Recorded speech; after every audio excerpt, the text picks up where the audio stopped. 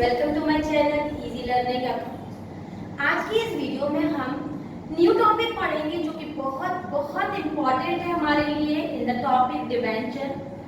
और टॉपिक का नाम है हमारा various cases of issue of debentures from the point of view of redemption.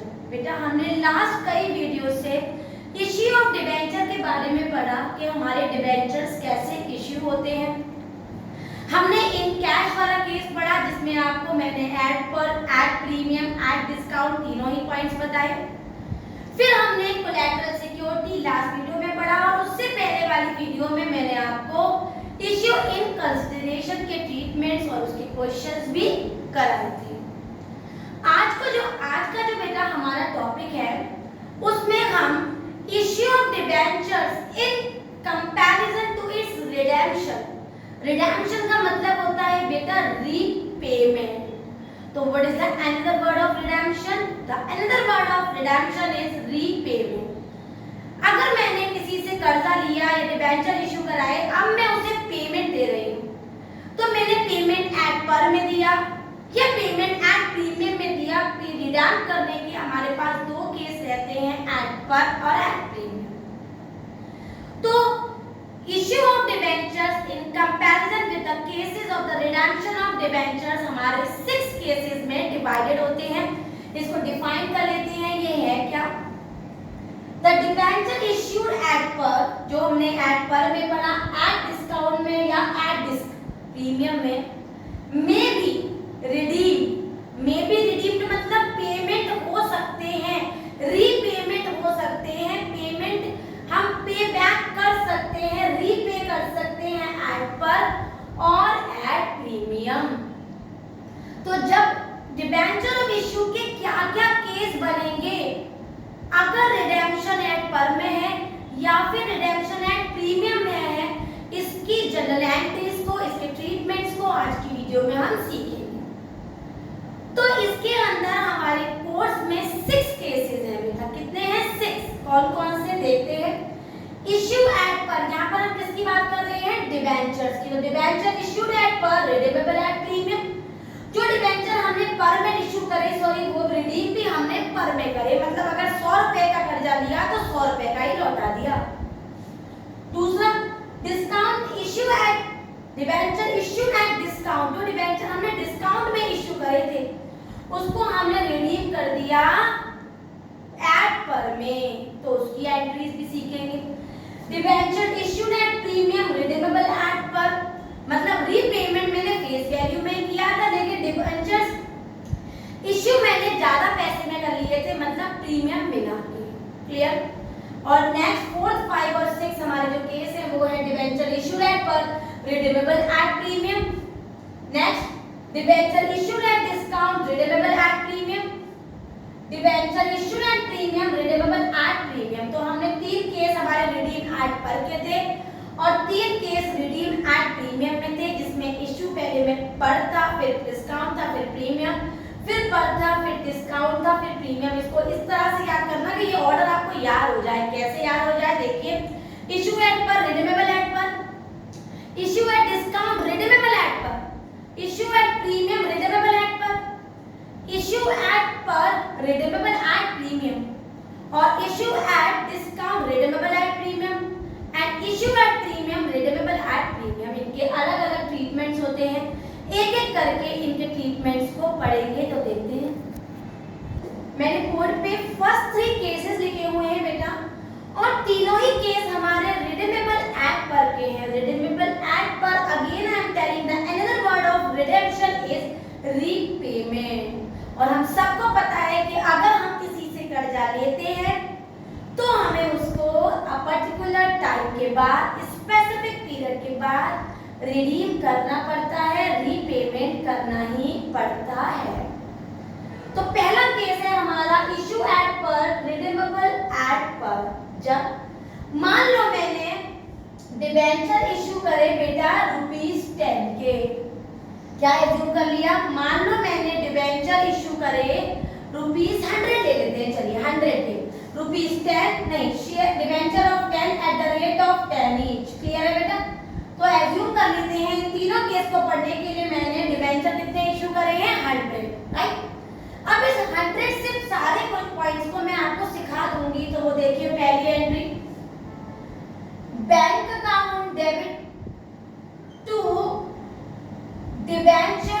Application account,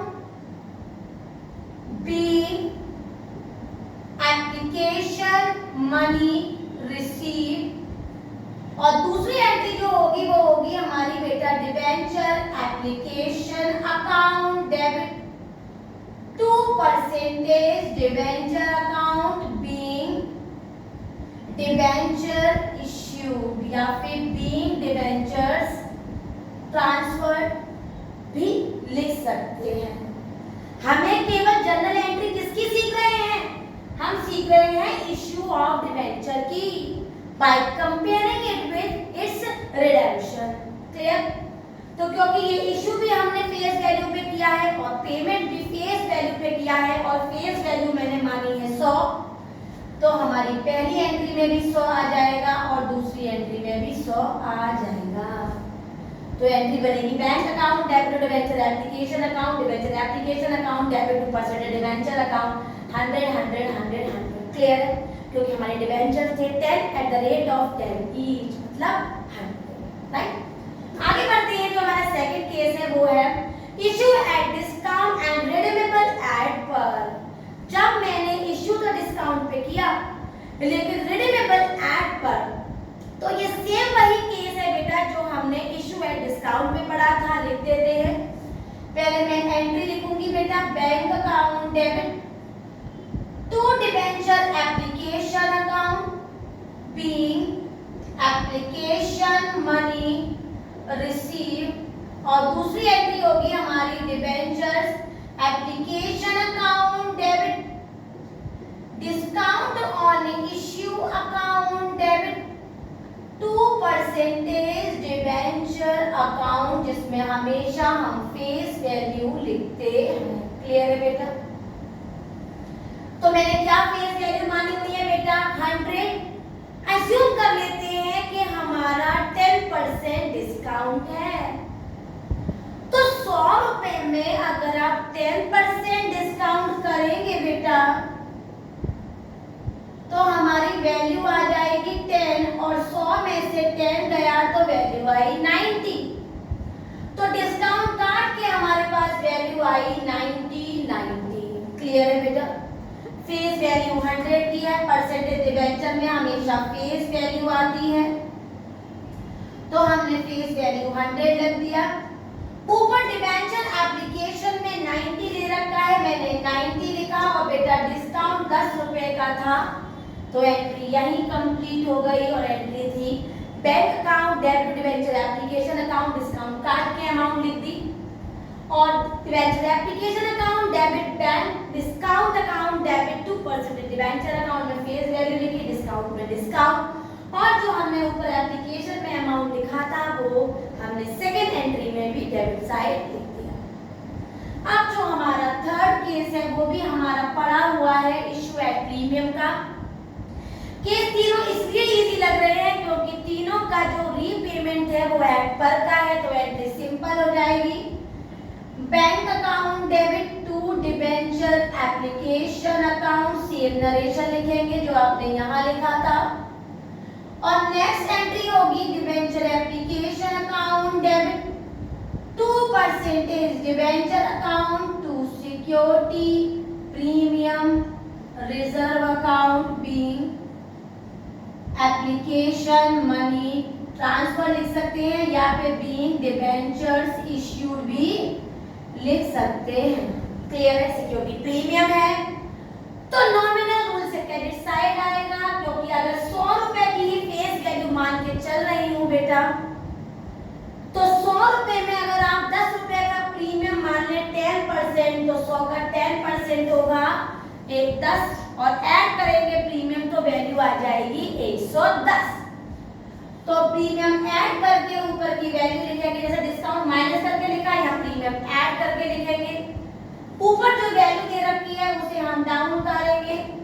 percentage debenture में हमेशा फेस वैल्यू आती है, वो हमने लिख दी 100, और सिक्योरिटी प्रीमियम 10 रुपए का है तो वो हमने क्रेडिट साइड लिख दिया टू सिक्योरिटी प्रीमियम रिजर्व। इस तरह से हमने issue at par, redeemable at par, issue at discount, redeemable at par, issue at premium, redeemable at par की एंट्री की। अब करते हैं नेक्स्ट 3 एंट्री। नेक्स्ट 3 केसेस है बेटा हमारे issue at par redeemable at premium, issue at discount redeemable at premium and issue at premium redeemable at premium. Premium redemption में premium का मतलब होता है बेटा अगर मैंने कोई चीज इशू की एज अ कंपनी और जब मैं उसको पेमेंट कर रही हूँ बेटा तो मुझे पेमेंट बढ़ा के देना पड़ रहा है, प्रीमियम में देना पड़ रहा है। तो एक बात बताइए, अगर मुझे किसी को पेमेंट ज्यादा देना पड़े तो ये मेरा लॉस है या नहीं? तो जो प्रीमियम होता है ना रिडेम्पशन का बेटा वो फर्म का लॉस होता है। तो जब भी लॉस होता है तो एंट्री किस तरह से होती है देखते हैं। जो हमारी पहली एंट्री होगी वो सिंपल होती है हमेशा bank account debit to debenture application account, narration being application money receive. जो हमारी नेक्स्ट एंट्री होती है वो होती है debenture application account debit loss on issue account debit 2% debenture account to premium on redemption account being debentures issue। Clear है बेटा? अब देखिए इसकी फिलिंग करते हैं। एज्यूम कर लेते हैं कि मैंने 100 शेयर, एज्यूम कर लेते हैं कि मैंने 100 शेयर ₹100 के शेयर्स तो मैंने इश्यू करे थे बेटा और रिडीम कर दिए एट 10% प्रीमियम, और रिडीम कर दिए बेटा मैंने एट 10% प्रीमियम। तो केस हो गया issue at par redeemable at premium, क्योंकि 100 रुपए की हमारी फेस वैल्यू क्वेश्चन में गिवन है। तो पहली एंट्री 100 रुपए की हो जाएगी, क्योंकि जितना भी हमारा इश्यू होता है ना बेटा वही पैसा हमारी पहली एंट्री में आता है, क्योंकि इशू एट पर है, राइट। अब क्योंकि एप्लीकेशन में 100 रुपए है मैंने 100 लिख दिया। परसेंटेज डिबेंचर में फेस वैल्यू आती है, फेस वैल्यू 100 है मैंने 100 लिख दिया। प्रीमियम में कह रहा है 10% प्रीमियम में रिडीम किया है, मतलब 10% का उसको लॉस हुआ और वो उसको देना पड़ा, और जिसको पेमेंट मिला वो उसका फायदा। तो उसको हम देखो कहाँ दिखाते हैं, टू प्रीमियम और रिडेम्पशन से क्रेडिट साइड दिखाते हैं। और बेटा जो पैसा हमारे प्रीमियम और रिडेम्पशन में आता है ना बेटा वही पैसा हमारे लॉस में चला जाता है डेबिट साइड। क्लियर? तो अगर 100 में 10% करूं तो 10 रुपए आएंगे प्रीमियम में और यही 10% रुपए चले जाएंगे हमारे लॉस ऑन इश्यू।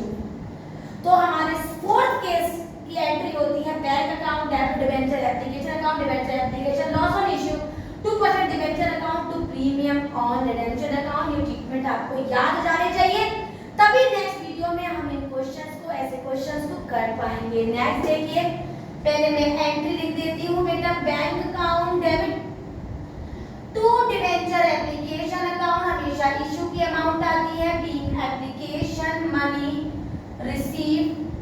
और दूसरी एंट्री होती है हमारी डिबेंचर एप्लीकेशन अकाउंट डेबिट, क्योंकि बेटा रिडीमेबल एट प्रीमियम है तो लॉस ऑन इशू तो आएगा ही आएगा। 2% डिबेंचर अकाउंट और to premium on redemption account. ये तो कंफर्म्ड एंट्री है जब जब हमारा केस रिडेम्पशन एट प्रीमियम का, एट पर का, प्रीमियम का सॉरी हो, क्योंकि जब जब रिडीम एट प्रीमियम होगा तो प्रीमियम और रिडेम्पशन आएगा क्रेडिट साइड और वही अमाउंट लॉस में ट्रांसफर हो जाएगी। अब क्वेश्चन कह रहा है issue at discount, issue at discount. तो डिस्काउंट को डिस्काउंट की जगह लगाओ बेटा, discount on issue account debit 2% debenture account being premium for redemption account being debentures issued, right. अब एज्यूम कर लेते हैं 100 रुपए की फेस वैल्यू है, इशू हुए हैं 10% डिस्काउंट में और रिडीम हुए हैं 10% प्रीमियम में। क्लियर है बेटा? देख लेते हैं। 100 रुपए की चीज 10 रुपीस के डिस्काउंट में इश्यू हुई, मैंने 90 लिख दिया क्योंकि 100 का 10% होता है 10 और 100 में से 10 जाएगा 90। अब इसी 90 को देखिए मैं कैसे फिल करती हूँ। 90 को उठा के एप्लीकेशन में सेम टू सेम लिख दिया। डिस्काउंट परसेंटेज डिबेंचर में फेस वैल्यू आती है, मैंने 100 लिख दिया और अब इस 100 रुपए का 10% प्रीमियम निकालती हूँ तो वैल्यू आ जाएगी 10 और 10 रुपए आएंगे रिडेम्पशन में और वही पैसे ट्रांसफर हो जाएंगे लॉस में। डेबिट क्रेडिट को देख लीजिए बराबर है या नहीं। 90 और 10 100 और 10 110 और ये भी हो गया 110। Debit side is equal to credit side and the entry is over. तो bank account debit debenture application loss on issue debenture account on issue 2% debenture to premium on redemption. Right, next entry देख लेते हैं। पहले मैं entry लिख लेती हूँ क्योंकि ये हमें याद करनी पड़ेगी। Bank account debit to debenture application account being application money received और नेक्स्ट एंट्री होगी डिबेंचर एप्लीकेशन अकाउंट डेबिट क्योंकि बेटा प्रीमियम पे रिडीम हुआ है तो लॉस ऑन इश्यू तो आएगा ही आएगा। 2% डिबेंचर और 2 प्रीमियम फॉर रिडेम्पशन, ये दोनों एंट्री जब जब होंगी जब जब हमारे क्वेश्चन में रिडीम एट प्रीमियम होगा। क्योंकि इशू भी प्रीमियम में हुआ है तो मैंने इशू की प्रीमियम सिक्योरिटी प्रीमियम रिजर्व से लिख ली और एंट्री हो गई बीइंग डिबेंचर्स इश्यू या फिर being debentures transfer. Clear, fill कर लेते हैं। क्वेश्चन कह रहा है कि 100 रुपए के हमारे डिबेंचर की फेस वैल्यू है, issue at 10% premium and redeemable eight also 10% premium. मतलब इशू भी 10% प्रीमियम में किया और रिडीम भी 10% प्रीमियम में किया। पहले इशू के बारे में बताओ बेटा। 10 रुपए का प्रीमियम ऐड कर देंगे तो 110 और 110 आ जाएगा हमारी पहली एंट्री में। दूसरे का ट्रीटमेंट लिख चुके हैं, फिलिंग करते हैं इसको। डिबेंचर एप्लीकेशन में 110 लिखे हैं तो मैंने डाउन कर दिया। सिक्योरिटी प्रीमियम 10 रुपए का था, मैंने सिक्योरिटी में दिखा दिया। परसेंटेज डिबेंचर में हमेशा फेस वैल्यू आती है, मैंने लिख दिया। और बेटा हमारा रिडीम किसमें हुआ था, वो भी 10% प्रीमियम में हुआ था तो 10 रुपए हमारे प्रीमियम और रिडेम्पशन में आए और वही पैसा लॉस में ट्रांसफर हो गया तो वो भी आ गया 10। डेबिट और क्रेडिट को ऐड कर लो 120 और यहाँ पर भी 120। Debit side is equal to the credit side. Now the entry is over. तो याद रखेंगे जो मैंने ट्रीटमेंट्स लिखे हैं ये आपको लर्न हो जाने चाहिए। इनको फिलिंग कैसे करते हैं मैंने वो भी बताया है। 1 से 2 बार लगातार इस वीडियो को देख के बेटा तभी आपको सारे पॉइंट्स क्लियर हो जाएंगे। अगर ये ट्रीटमेंट्स याद हो जाएंगे तो नेक्स्ट वीडियो नंबर 87 में हम जितने भी न्यूमेरिकल्स करेंगे वो आपको इजीली समझ में आएंगे। क्यों? क्योंकि आपको ट्रीटमेंट याद होंगे। वीडियो समझ में आए हो, सारे 6 केसेस आपको अच्छे से ट्रीटमेंट्स लर्न हो गए हो तो मेरी वीडियो को लाइक करें, शेयर करें और चैनल को सब्सक्राइब जरूर करें।